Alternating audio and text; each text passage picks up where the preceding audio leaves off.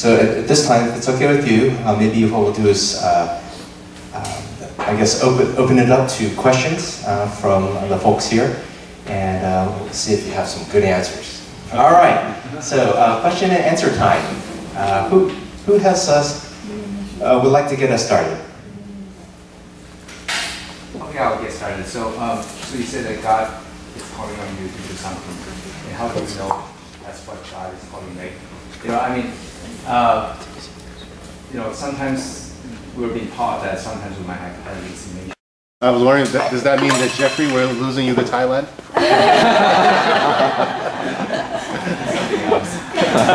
He chuckles nervously.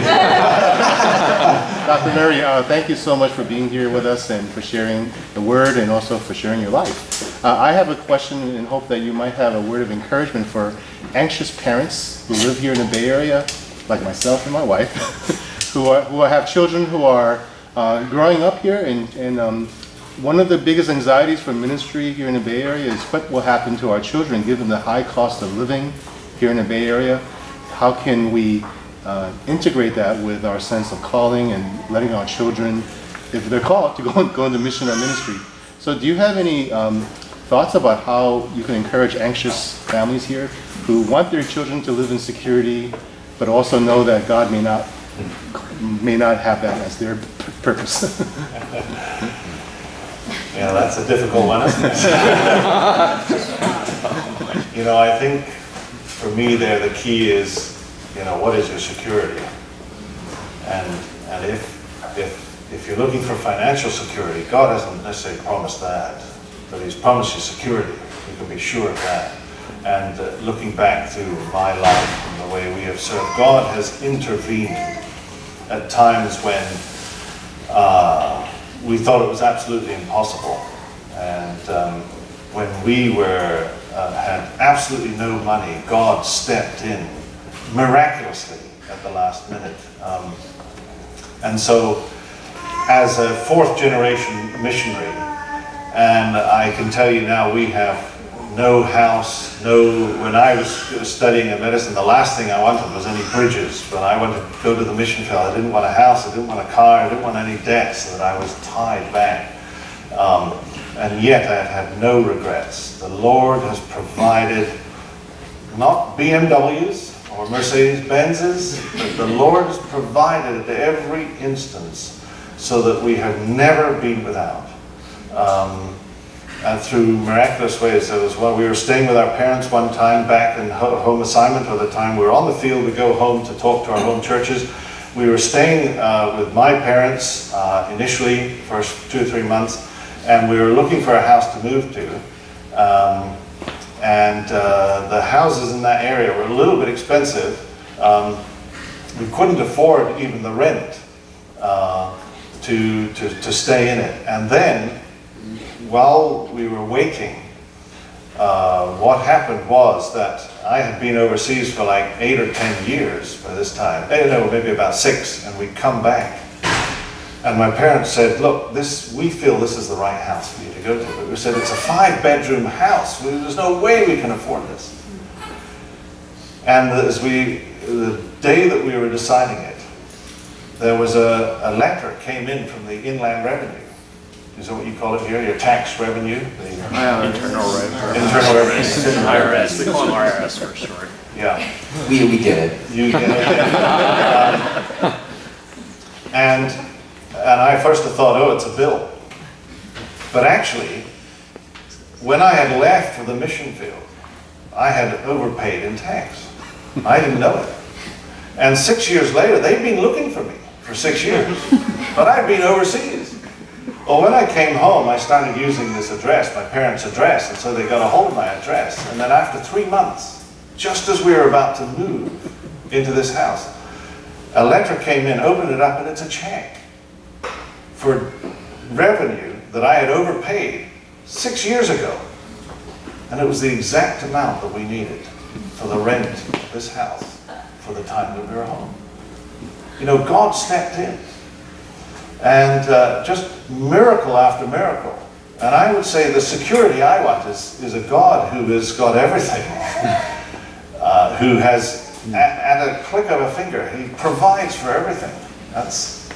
And you sometimes it's the 11th hour. You never know when it's going to come. But having spent 23 years never knowing what money is going to come in, we work with the OMF, which is a faith mission. We never know what's coming in each month. Support. People send this in. Some months they don't send it in. We don't know how much is coming in. But God has always provided enough for our needs. And so I can say, just in words of encouragement, yes, we need the security, sometimes financial security, but when you're in God's hands, you don't have to worry. He will provide always. He may not provide the 5-bedroom house, he may provide a 1-bedroom house for you, but he will always, always provide. Yes? Just as a follow-up to Tim's question and his wife. I don't doubt God. Yeah. I don't doubt that he will provide. But sometimes, maybe because this is the time and the stage in the parenting where you doubt your kid. You go, is your kid really telling you what God is telling him? And you wonder about that. And so, like, as a parent, you wonder, like, how can God confirm to me and affirm that what my kid is telling me is really what God's telling him?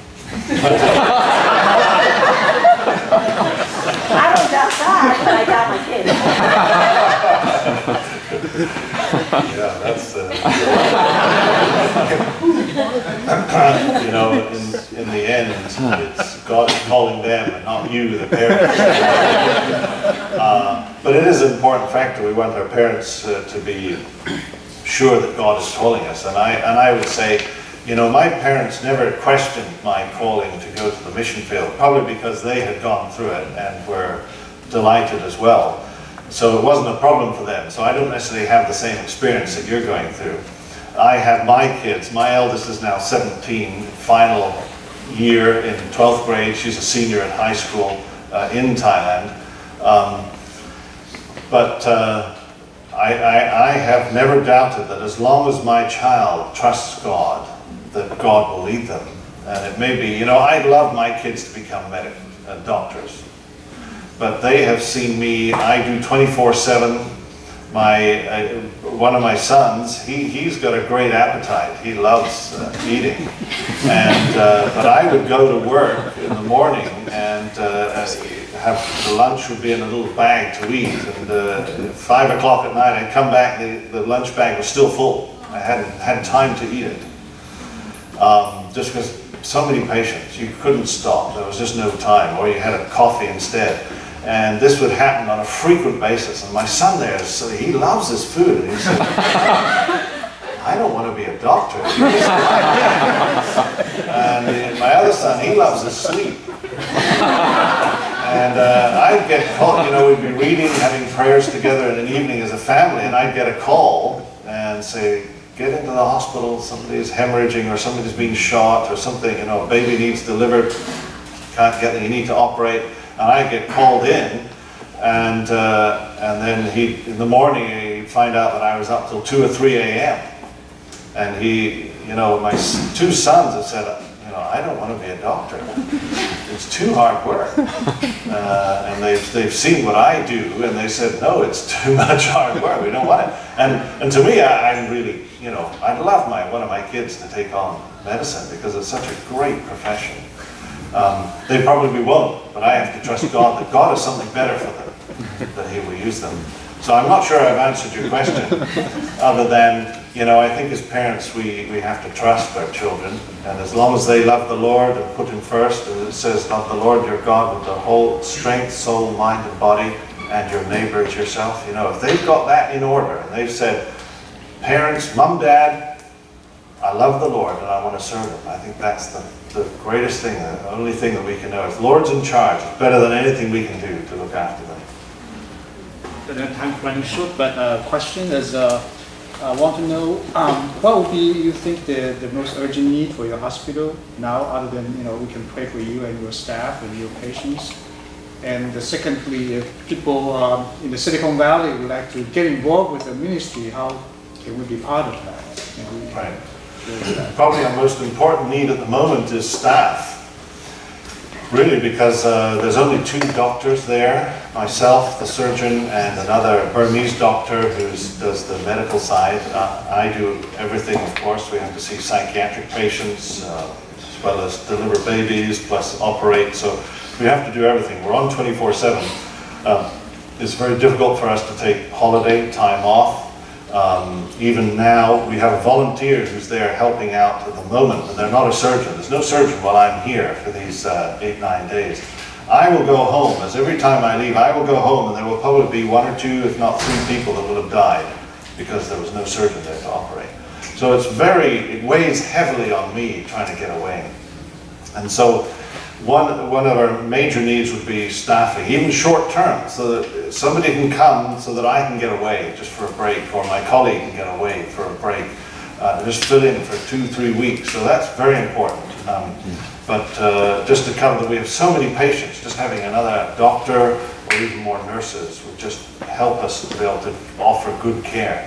So personnel, now you guys maybe aren't doctors here, so but that's our most important one, personnel certainly. And the second thing, how can people get involved? Was that your second question, I think? Yes, certainly. Well, if you're medical, you can get involved by offering, come and volunteer, give it your time. That would be fantastic. If not, 50% of our patients cannot pay for their medical costs. There is no Social Security, there's no insurance for 80% of our patients who are not Thai. They are migrants, they're from tribal groups, they have nothing other than cash to pay for it. Now we provide the service, we have our cost, we give free treatment for those that need it. 50% cannot pay for their treatment. Therefore we need donations to cover those that cannot pay. So that's one way you can certainly help. And do pray for us out there, because it can be a struggle to sometimes when you've been up all night to stay awake seeing patients the next day and not make mistakes when you're treating patients. Yeah, so if you're medical and think you can offer your services, that would be fantastic. But pray for us or support those 50% that cannot cover the cost, because I need to buy the drugs in and the suture material and all the x-ray material for our patients as well. So can I know what's the range of the financial need you are expecting or you are hoping to get? We leave that to the Lord, but say if you want a number, our budget in dollars, that's a difficult question, probably 50% of our budget comes from donations outside, so that we trust in God for that 50%. Last year it was about 10 million baht, which was divided by 30, so what's that, about 30,000, or is that 300,000? 300,000 US to cover those that cannot afford their treatment all year. So it's that's a ballpark figure. Tell you what we'll do. Will you be sticking around and having lunch here? I believe so. Okay, good. All right, the lunch will be on us. So, there's the bell. It's making me hungry already. But what we can do here is, many of us have young children that we need to pick up from our various classes or whatnot. And for those of you who are still interested to have a chat with Dr. Murray, please find him over in the fellowship hall. But maybe what I can do for now is to close this time in prayer, and then we'll be dismissed. Okay?